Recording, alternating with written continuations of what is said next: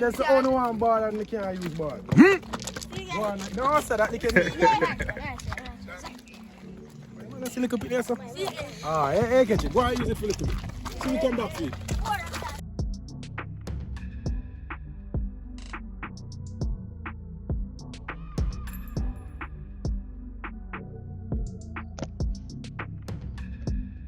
Welcome sports fans, welcome back to a very special episode.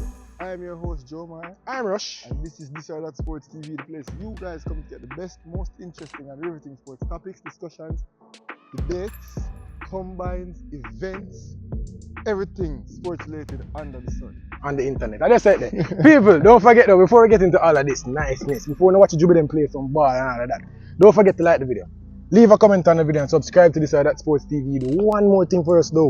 Share the video to at least 10 people to ensure to get us 6 subscribers. Because if each and every one of you guys can manage to do that, you know how many subscribers will get us by the end of the day? Yeah. So we're here at the second staging of the youth combine, the Star Apple Youth Combine and AI testing, bro. Last time, I'd say it was a success. It was a good combine. I remember a couple months ago we were here at the RP tournament. And I must tell you, bro, I was surprised by the talent that's here. I was surprised at how good these players are.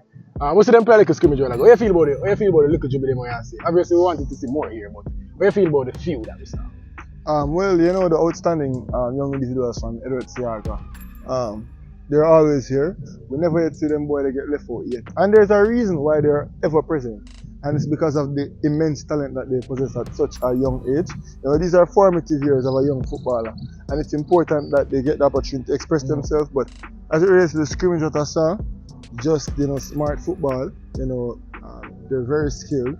You know, they have good mastery of the football. They communicate well, they get forward, and they're very confident.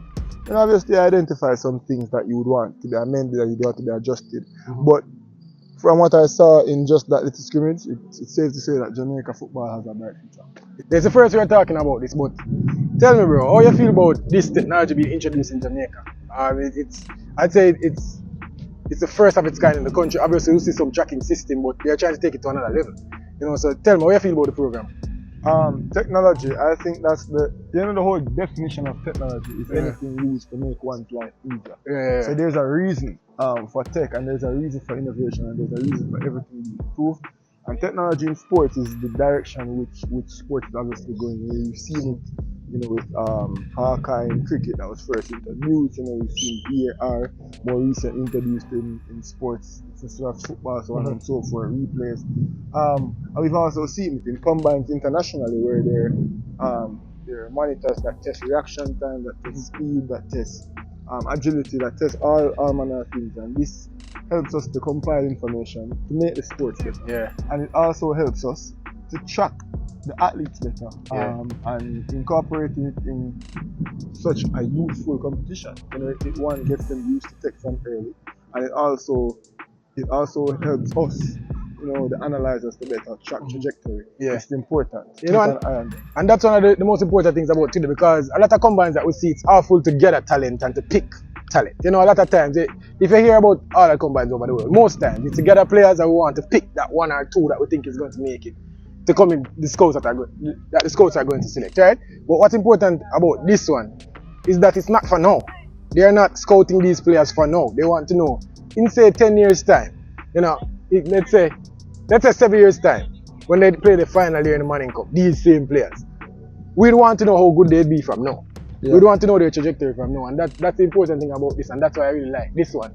Instead of, you know, when they're already there, you put a tracker on their back and then see where you work. Now we can know. Like, we see the players that are ahead, we see some of the players that are physically not as dominant as some, and even they can point to them and make them see what going on. This is the test speed right now, and yeah, so you can see who is running faster than the average, and they can compare this actually to, there's a database that they can compare this to all the players at this age in the world. So we can know how we match up with the world's talent.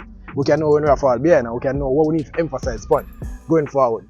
You think this will affect Jamaican football in the grand scheme of things? If it's widespread, then I definitely think it would lead to an improvement. There's no way it can hurt the football, and if it can hurt, then chances are that it's staying the same, but most likely what it is doing is improving. And I think this is something that will definitely improve our football. It will allow us to ascertain points of information so that we can then apply that to the development of the youth. You know, our kids aren't as fast as everybody else in the world. I think, why is this the case? Yeah. Okay, let's go on and Yeah. and adjust it and fix this. You know, our kids don't jump as high. Is it the way they're eating? Is it the way Yeah. that they're training at a young age?